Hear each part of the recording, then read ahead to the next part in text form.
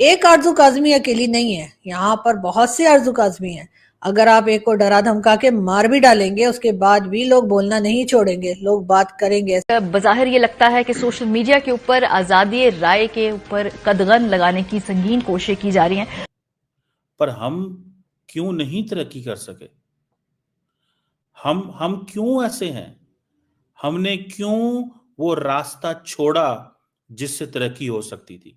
मेरी मेरी ये फ्रीडम ऑफ स्पीच है कि मैं पाकिस्तान की पॉलिसीज़ को क्रिटिसाइज़ कर सकूं, लेकिन अगर मैं कोई ऐसी बात करूं जिससे एक फ्रेंडली कंट्री की और पाकिस्तान के रिलेशंस ख़राब हो जाएं, तो ये उस हद से बाहर है जो आर्टिकल 19 में तहरीर शुदा है। इस हद को रेगुलेट करने के लिए बड़ी अच्छी बात है, पहले भी टेलीविज़न का पैमरा, दीगर इस तरह के इदारे इसी हद को रेगुलेट करने के लिए क्रिएट किए गए। अच्छी बात है, सोशल मीडिया के ऊपर भी कुछ रेगुलेशन होनी चाहिए। आपने सत्तूर को डराया, उनको अरेस्ट किया, जेल में डाला, क्या कुछ किया, वो भी नहीं डरे। एक बहुत लंबी लिस्ट है, आपने कई जर्नलिस्ट जो हैं उनको मार भी डाला गया। पाकिस्तान में इस्लामाबाद खासतौर पे जहां पर मैं मौजूद हूँ, उसके लिए कहा जाता है, अगर आप लोग गूगल करें तो आपको गूगल में भी मिल जाएगा कि सबसे ज्यादा डेंजरस सिटी है इस्लामाबाद। किसी भी तरह के जर्नलिस्ट के लिए इस्लामाबाद से बढ़कर कोई नहीं है, यानी सबसे ज्यादा डेंजरस सिटी के नाम से या नंबर पे फर्स्ट नंबर पे जो है वो इस्लामाबाद का नाम आता है। मैं इस्लामाबाद में मौजूद हूँ और मैं यहाँ पे साफ बता रही हूँ कि मैं डरती किसी के बाप से भी नहीं हूँ। जय हिंद दोस्तों, स्वागत है एक और वीडियो में। दोस्तों, एक पाकिस्तानी यूट्यूबर हैं, पत्रकार हैं आरजू काजमी जी, जो कि इंडिया पाकिस्तान के कंटेंट पे काम करती हैं। कोई भी खबर इंडिया से हो उसको भी बताती हैं, कोई भी खबर पाकिस्तान से हो उसको भी बताती हैं। इंडिया की थोड़ी वो बढ़ चढ़ के तारीफ़ भी करती हैं। अब यही तारीफ़ करना उनको महंगा पड़ गया है। हालांकि मुझे लग रहा है कि सिर्फ उन्हीं को नहीं, पाकिस्तान में जितने यूट्यूबर्स हैं जो बढ़ चढ़ के इंडिया की तारीफ़ कर रहे थे, सबको जो है एफआईए का कॉल आया है मेरे ख्याल से, लेकिन सबका तो नहीं पता है। लेकिन आरजू काजमी जी खुद वीडियो में आके बता रही हैं कि उनको एफआईए का कॉल आया है कि भाई यहाँ पे आके आप हमारे ऑफिस में आइए, आपसे पूछताछ करनी है। तो पाकिस्तान के ये हालात हैं कि आप पत्रकारिता भी खुल के नहीं कर सकते हैं। हमारे यहाँ देखिए, खुल के लोग पीएम तक को गाली दे देते हैं, कुछ भी बोल देते हैं, लेकिन फिर भी ऐसी पुलिस की तरफ से या किसी और एजेंसी की तरफ से कॉल नहीं आती है। लेकिन यहाँ पे देखिए, सिर्फ मतलब कि हो सकता है किसी वीडियो में उन्होंने भारत की तारीफ़ कर दी हो, वो तारीफ़ करना ही उनको महंगा पड़ गया है।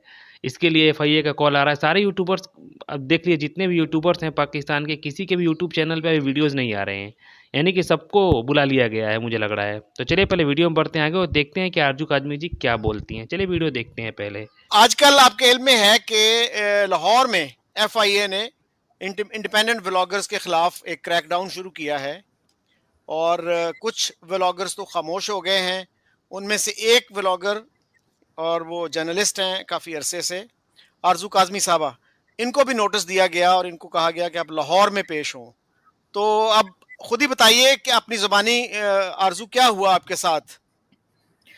सर 1 जनवरी को मुझे सुबह 9 बजे से कॉल्स आ रही थी। अब अननोन नंबर हम अक्सर नहीं उठाते, आपको पता है पाकिस्तान में किस तरह के प्रॉब्लम्स रहते हैं। तो बहरहाल काफी देर तो मैंने नहीं उठाया। उसके बाद मेरे दूसरे नंबर पे जब कॉल आई है तो मैंने रिसीव किया। मुझसे कहा गया कि जी हम एफआईए से कॉल कर रहे हैं, यानी 1 जनवरी को जो नया साल की मुबारकबाद उन्होंने मुझे इस तरह से दी। और फिर कहा गया कि जी आप कल सुबह 9 बजे जो है गुलबर्ग पहुंचे एफआईए के ऑफिस लाहौर।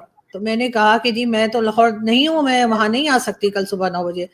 तो कहा जी आप इस्लामाबाद। मैंने कहा मैं इस्लामाबाद में हूँ। कहते आप इस्लामाबाद गई हुई हैं। उनकी इंफॉर्मेशन की हालत ये थी कि उनको ये भी नहीं पता था कि मैं रहती कहाँ हूँ।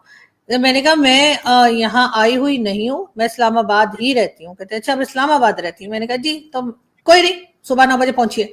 मैंने कहा मैं सुबह 9 बजे नहीं आ सकती। अगर आपको कोई प्रॉब्लम है, कुछ पूछगछ करनी है, आप इस्लामाबाद में जो एफआईए है उसके ऑफिस को बता दीजिए, मैं वहां चली जाती हूँ। नहीं आपको यहीं आना पड़ेगा। तो मैंने कहा मैं तो नहीं आ सकती। मैंने जब उनको ये कहा तो उन्होंने कहा ठीक है फिर हम आपको घर से ले जाएंगे। तो मैंने कहा ले जाइए। और फिर मैंने फोन बंद कर दिया। ये हालात हैं यहाँ के, और ये कोई पहली बार नहीं हुआ है, ना ही मैं कोई पहली जर्नलिस्ट हूँ जिसको इस किस्म की कॉल्स आई हैं। लेकिन ये इन लोगों से बिल्कुल बर्दाश्त नहीं है कि कोई बात करे। और साथ ही साथ लाहौर आप किस लिए बुला रहे हैं? अगर कोई इस्लामाबाद में रहता है तो आप इस्लामाबाद के ऑफिस बुलाइए, कोई कराची रहता है तो वहां बुलाइए। ये कौन सा तरीका है कि आप कहेंगे कि जी लाहौर पहुंचिए? तो ये सिलसिला चल रहा है सर यहाँ पे। तो कोई रिसेंटली ऐसा व्लॉग आपने बनाया जिससे वो प्रोवोक हुए, या क्या क्या वजह बनी, फौरी वजह क्या बनी?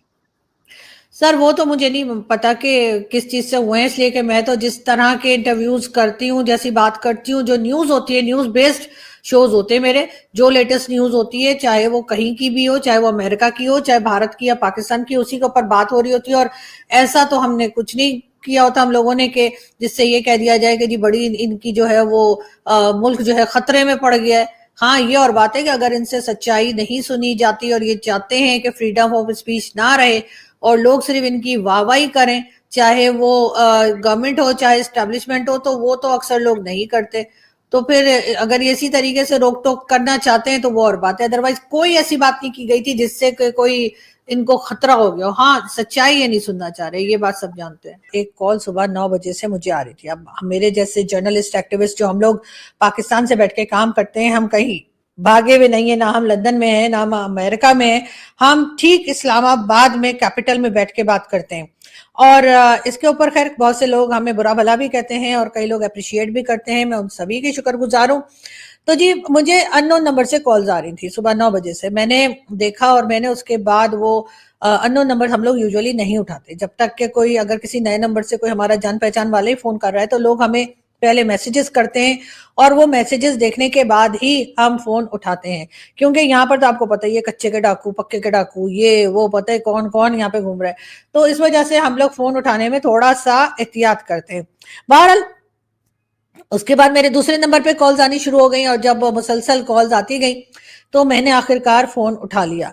और जब मैंने फोन उठाया तो पता लगा कि जी ये जी फेडरल इन्वेस्टिगेशन एजेंसी जो पाकिस्तान की है उनकी तरफ से कॉल आ रही थी और उन्होंने ये कहा कि जी आप इस्लामाबाद सॉरी आप लाहौर पहुंचिए कल सुबह और हमें आपसे इन्वेस्टिगेशन करनी है।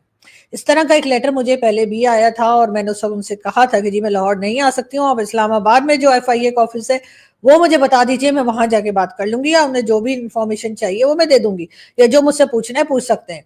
लेकिन ऐसा नहीं किया गया, इसलिए कि यकीनन लाहौर में कोई ऐसा है जिसकी लाहौर में ही चलती है और लाहौर में ही सुनी जाती है और लाहौर में ही कोई जान पहचान है जिसकी वजह से वो जो कोई भी है वो लाहौर से जो है वो इस्लामाबाद में इस किस्म की धमकियों वाले कॉल्स करवाता है या करवाती है, जो भी है। और उसके बाद बहरहाल मैं उन्होंने मुझे ये कहा कि नहीं आप, यानी जिन्होंने कॉल किया था, आप अंदाजा लगाएं कि उनको ये तक नहीं मालूम था कि मैं इस्लामाबाद रहती हूँ। वो मुझसे कहने लगे कि अच्छा आप इस्लामाबाद गई हुई हैं। मैंने कहा मैं इस्लामाबाद गई हुई नहीं हूँ, मैं इस्लामाबाद में ही रहती हूँ। आप मुझे इस्लामाबाद के FIA ऑफिस के लिए कह दीजिए, मैं वहां जाकर और बात कर लूंगी, या उन्होंने जो मुझसे पूछना है वो मुझसे पूछ सकते हैं। इसके जवाब में जी मुझे ये कहा गया कि आपने कल सुबह लाहौर पहुंचिए और अगर आप ना आई तो हम आपको आपके घर से उठा लेंगे। ठीक है, यानी कि मेरे घर से मुझे जबरदस्ती उठाकर लाहौर ले जाया जाएगा। क्यों, किस लिए? क्या मैं कोई क्रिमिनल हूं? क्या मैंने कोई स्मगलिंग की है? क्या मैंने कोई ड्रग्स बेची है? क्या मैंने किसी का मर्डर किया है? क्या मैंने कोई ऐसा काम किया है जो हमारे यहाँ बड़े बड़े लोग करते हैं और उसके बाद पकड़े भी नहीं जाते? मैंने ऐसा क्या किया है? ना तो मैं कोई 9th में के जो एक्शन हुआ था ना मैं उसमें शामिल थी। मैं तो घर से बैठकर अपने एक बातचीत कर रही होती हूँ, न्यूज देती हूँ अपने जो देखने वाले सुनने वाले हैं उनको। और उस न्यूज को आप ये भी नहीं कह सकते कि बाकी चैनल्स नहीं दिखा रहे, या वैसे हाँ मेन स्ट्रीम चैनल नहीं दिखा रहे, ये माना जा सकता है, लेकिन सच बोलने से तो आप हमें नहीं रोक सकते।